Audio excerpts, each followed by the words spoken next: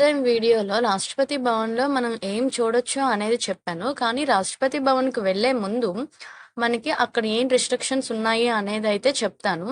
రాష్ట్రపతి భవన్ లోపలైతే సెక్యూరిటీ చాలా టైట్‌గానే ఉంటుంది. మనకి ఫుడ్డు, ఈవెన్ వాటర్ కూడా లోపలికి అలౌ అయితే చెయ్యరు. ఇక్కడ మనం ఏమైనా తినాలి అనుకుంటే అమృత్ ఉద్యాన్ వనంకి ఎగ్జిట్ అయ్యే ప్లేస్‌లో స్ట్రీట్ ఫుడ్ స్టాల్స్ ఉంటాయి. డ్రింకింగ్ వాటర్ మాత్రం చాలా ప్లేసెస్‌లోనే దొరుకుతాయి. మేము వెళ్ళేటప్పుడు చాలా స్కూల్స్ నుండి స్టూడెంట్స్‌నైతే తీసుకొచ్చారు. వాళ్ళు ఎంత బాగా ఎంజాయ్ చేశారో ఒకసారి మీరే చూసేయండి.